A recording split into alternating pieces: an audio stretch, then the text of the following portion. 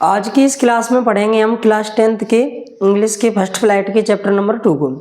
Chapter number 2 है Nelson Mandela का ये चैप्टर है और बहुत अच्छा चैप्टर है। इसके बारे में तुम्हें पूरी की पूरी समझ होनी चाहिए, चैप्टर पढ़ना चाहिए। इसका मैं कलर चेंज और कर लेता हूँ तो ये वाला चलो ठीक रहेगा। चैप्टर 2 है Nelson Mandela long walk to freedom और ये नेल्सन रोलीहाला के द्वारा लिखा गया है और इसकी हम इसमें क्वेश्चन आंसर पढ़ेंगे। तो देखो पहला ही क्वेश्चन क्या है इसका। ये वाला क्वेश्चन मैंने पिछली साल ये बताया था कि यहाँ से लेकर ये यहाँ तक पूछा जा सकता है और शायद ये इतना ही पूछा गया था। तो ये तो एक टीचर का एक्सपीरियंस है, क्योंकि एनसीईआरटी में क्वेश्चन तोड़ तोड़ के पूछे जाते हैं, जबकि टेक्स्ट बुक में हमारे बड़े बड़े दिए। तो क्वेश्चन समझो, where did the ceremony take place, can you name any public buildings in India that are made of sandstone. क्या तुम पब्लिक बिल्डिंग्स के नाम बता सकते हो इंडिया में जो सैंडस्टोन के बने हो, और सेरेमनी कहाँ पर रखी गई। तो आंसर देखो, the ceremony took place in the campus of the union building of Pretoria which were attended by the dignitaries and leaders of many nations. In India, Rashtrapati Bhavan and Red Fort and are buildings made of red sandstone. यानी ये buildings हैं जो India में किससे बनी हुई हैं, red sandstone से। जिनको ये नोट करना है, ये लो ये नोट कर सकते हो। अगले हर एक क्वेश्चन पर ध्यान रखूंगा मैं।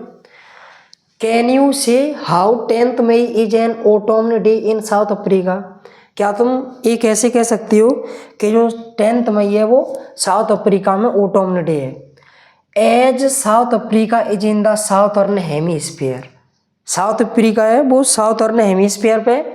मे falls in the autumn season, it marks the beginning of new and fresh human rights based on equality. 10th मई को क्या हुआ था, लोगों को ह्यूमन राइट्स दिए गए और किसकी बेसिस पे, बेस्ड ऑन इक्वलिटी। इस प्रकार 10th May is an autumn day. बिल्कुल छोटा सा क्वेश्चन है और इसको तुम यहाँ से लेकर इतना ही कर सकते हो। अगर आएगा नहीं पीछे ये हटाना चाहो आएगा तो हटा सकते हो। इस वाले क्वेश्चन को तुम देख लेना अपने हिसाब से, ये वाला क्वेश्चन इतना इंपॉर्टेंट है नहीं। तो अगला क्वेश्चन देखो, what does Mandela thank the international leaders for. कि मंडेला ने इंटरनेशनल लीडर्स को धन्यवाद किस लिए किया, कहा। Mandela felt very privileged to welcome the international leaders at the swearing in the ceremony because not too long ago, लंबे समय से the South Africans were considered outlaws. He thus the thanks all them having come to witness the historical ceremony। इस historical ceremony का witness बनने के लिए Mandela ने सभी इंटरनेशनल लीडर्स को क्या कहा, थैंक्स कहा। हाँ, नेक्स्ट क्वेश्चन भी देखो। नेक्स्ट क्वेश्चन क्या है, नेक्स्ट क्वेश्चन भी इंपॉर्टेंट क्वेश्चन है।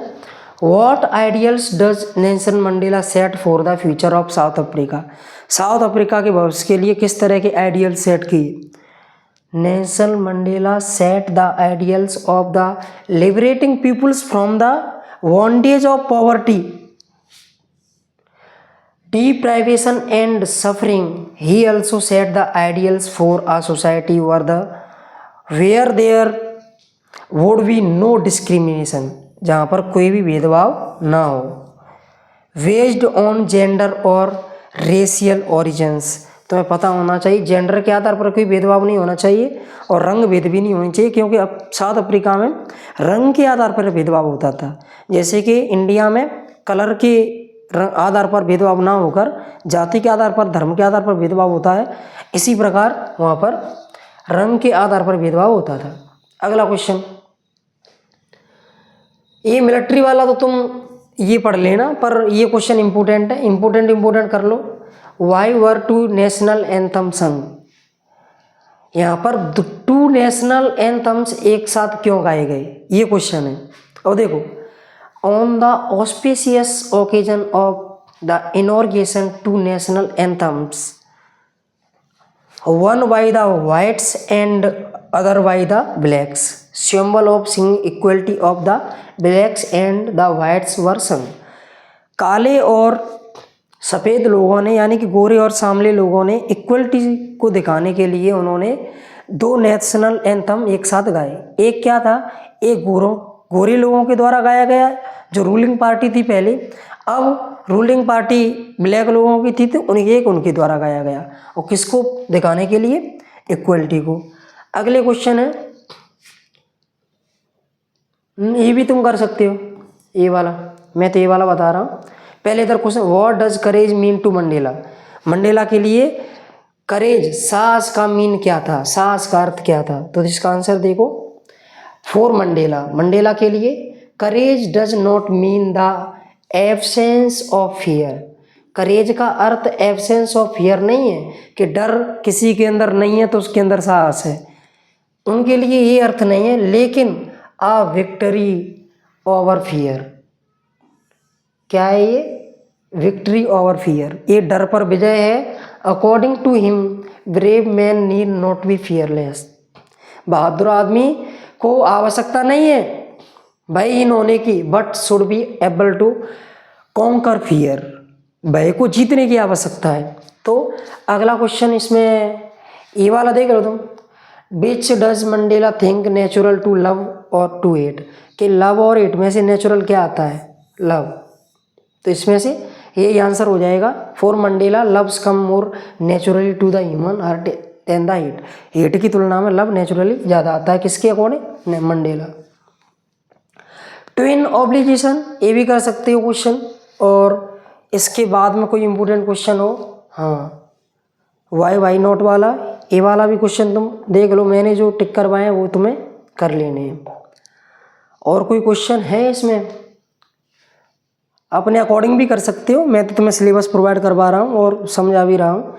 इसका जो एक्सप्लेनेशन चैप्टर है ना, वो तुम पढ़ लेना, इसी चैनल पर देख सकते हो, नहीं तो तुम्हें जहाँ पर जिस चैनल पर अच्छा लगता है वहाँ पर देख सकते हो, क्योंकि तुम्हारा फ़ायदा होना चाहिए ना कि हमारा।